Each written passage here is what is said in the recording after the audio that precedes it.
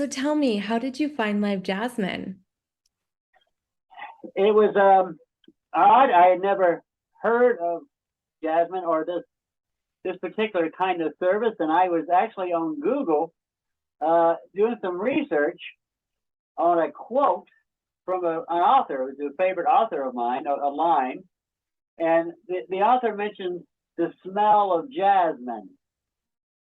I had no idea what that smell was like. I was curious, and so I Googled the smell of jasmine. I did not find the smell of jasmine. I found something else. Even better, right?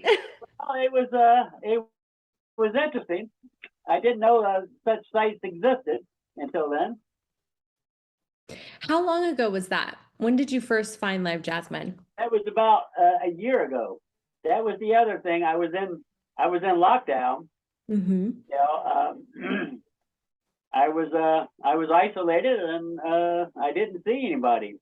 I didn't get a chance to talk to hardly anyone except on the phone or online. Anyway, it was all the timing. It was good timing for me to chat with people. Okay, so a year ago, you Google the smell of jasmine and you end up finding LiveJasmin. That's one of the best, by the way, that's one of the best and my most favorite stories of how someone found the site. It's just great. Well, I got the list of Googles, and the hits, and one of them said Jasmine girls, and I said, huh, it's not the smell, but let me see what this is, and I clicked on it, and all of a sudden I had this beautiful young lady sitting in her underwear, uh, and she said hello, and I'm like, oh, this is interesting. This is a different kind of research. If you could put into 3 words the three biggest reasons you've stayed with Jasmine for a year, what would they be? Oh What my. is Jasmine bringing into your life? I found it good. At least the notion of fantasy worlds. I deal with stories and literature, and meeting pretty girls and involving them in some kind of sexual play in a fantasy setting where they're just on a machine and it's in cyberspace and I'll never meet them or see them or anything. That I found entertaining. So that was reason one. And then I met some interesting people that I enjoy their company, and in particular, most recently I've met someone who I've become quite fond of, and I like to hang out and talk to her. She's just a really great person, and I'm very happy that I've gotten to know her company. What is it about her that you like so much? Oh my goodness, that's tricky. Um, it's the idea, maybe it's the part of the fantasy that she's quite younger than me, and from a different culture, a different country, a different part of the world, and we don't speak the same language, but I found we had a lot in common that was surprising me. She's just a really smart girl, and the fact that she's extremely beautiful adds a lot to it. And either she was a good saleswoman, but along the way she convinced me that she kind of liked my company, and so those are the reasons I'm still hanging out with her. It sounds like you really enjoy the diversity of getting to know someone, like you mentioned, that's from a completely different culture and generation, and probably has different perspectives to share. Oh yeah, it was the generational, the cultural gap, the language gap. All of those were obstacles that I found interesting to have to deal with. I lived for a while in Eastern Europe. I did a 1 year teaching stint. I was a visiting professor at a university in Eastern Europe, and the experience was really intriguing. I very much enjoyed it. But I got to live inside a culture. I got to meet people I didn't know, languages I did not know, and the experience was very rewarding. And so when I found Jasmine, it was partly a continuation of that experience, because I liked it. I like meeting different people from different parts of the world, and Jasmine allowed me to do that. Mm-hmm. Do you feel like there's a connection between you and this model? Yes, it's not anything I would have expected. I don't go online and meet a young girl from a different country and different culture and have a connection with her on some level. Right. That's not to be expected. That's a total surprise.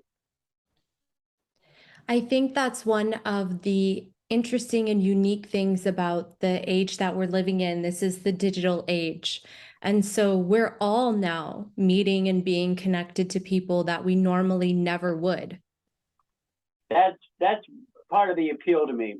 It's the diversity of cyberspace is just incredible, and I believe no matter a lot of people my age might have problems, but I believe in embracing the technology of today. I don't shy away from it. If it's there, I think, well, hell, we might as well use it. I have during the pandemic, I had to teach online for the first time, and I didn't like it.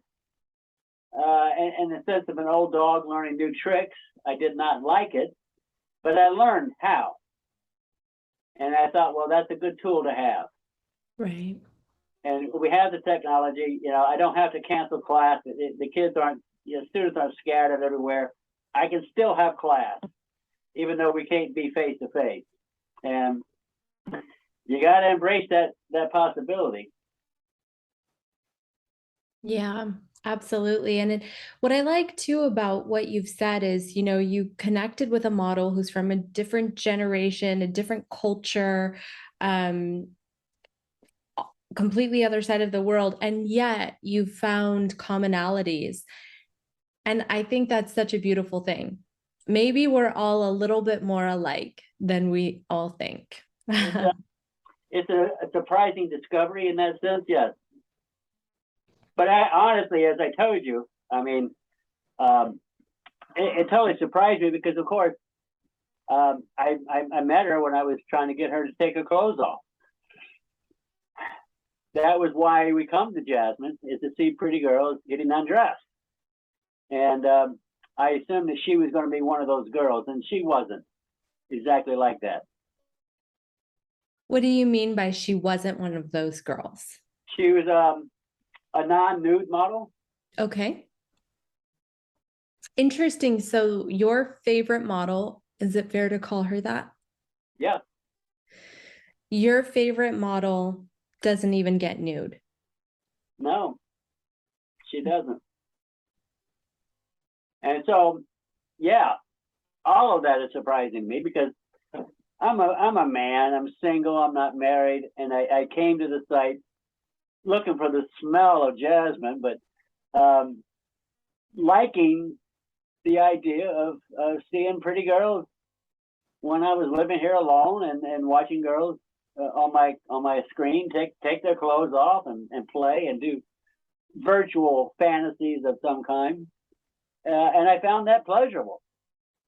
And so when I discovered this one particular model, I assumed I was going to do the same thing, and that was the surprise.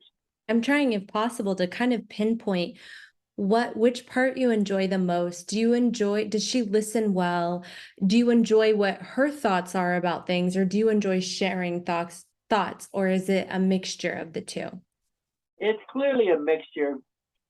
She's fascinated with the idea of meeting an American of my generation, you know, and my background. There's a lot of things that I do that she's very interested in personally.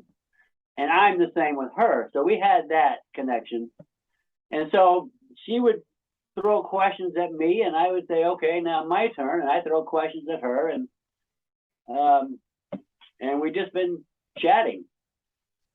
What's obvious about the site is the sexual and flirty nature to it. What's not obvious about the site is that it is providing connection for a lot of people.